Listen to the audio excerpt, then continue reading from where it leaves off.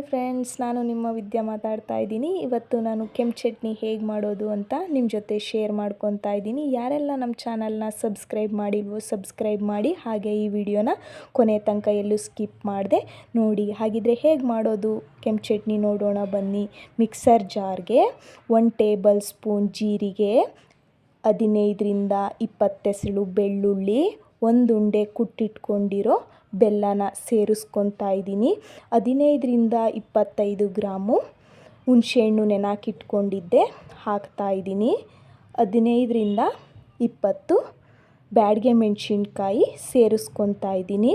ರುಚಿಗೆ ತಕ್ಕಷ್ಟು ಉಪ್ಪನ್ನು ಸೇರಿಸ್ಕೊತಾ ಇದ್ದೀನಿ. ಹಾಗೆ ಅರ್ಧ ಗ್ಲಾಸ್ ನೀರನ್ನ ಸೇರಿಸ್ಕೊತಾ ಇದ್ದೀನಿ. ಸೇರಿಸ್ಕೊಂಡು ರುಬ್ಕೊಬರೋಣ ಬನ್ನಿ. ಅದನ್ನು ತರಿಯಾಗಿ ರುಬ್ಬಾರ್ದು, ಪೂರ್ತಿ ನುಣ್ಣಗೆ ರುಬ್ಕೋಬೇಕು. ರುಬ್ಕೊಂಡಿದ್ದಾಯಿತು. ಒಂದು ಪ್ಯಾನ್ಗೆ 1 ಟೇಬಲ್ ಸ್ಪೂನ್ ಎಣ್ಣೆ, ಸಾಸಿವೆ, 15ರಿಂದ 20 ಎಸಳು ಕರಿಬೇವು ಸೇರಿಸ್ಕೊತಾ ಇದ್ದೀನಿ. 1 ಈರುಳ್ಳಿ ಚಿಕ್ಕದಾಗಿ ಹೆಚ್ಚಿಟ್ಕೊಂಡಿರೋದನ್ನ ಸೇರಿಸ್ಕೊತಾ ಇದ್ದೀನಿ. ಅದನ್ನು ಚೆನ್ನಾಗಿ ಫ್ರೈ ಮಾಡ್ಕೋಬೇಕು. ಕೆಂಪಾಗೋವರೆಗೂ ಚೆನ್ನಾಗಿ ಫ್ರೈ ಮಾಡ್ಕೋಬೇಕು. ನಿಮಗೆ ಕಡಲೆಬೇಳೆ ಬೇಕಂದರೆ ಅದನ್ನು ಸೇರಿಸ್ಕೋಬೋದು, ಅದು ಅಡಿಷನಲ್ಲು. ಬೇಕಿದ್ದರೆ ನೀವು ಸೇರಿಸ್ಕೋಬೋದು. ಈಗ ಕೆಂಪಾಗಿದೆ ಈರುಳ್ಳಿ. ಆಗಲೇ ನಾವು ಕೆಂಪು ಚಟ್ನಿನ ರೆಡಿ ಮಾಡ್ಕೊಂಡಿದ್ವಲ್ಲ, ಅದನ್ನು ಈ ಈರುಳ್ಳಿ ಒಳಗೆ ಮಿಕ್ಸ್ ಮಾಡ್ಕೋಬೇಕು.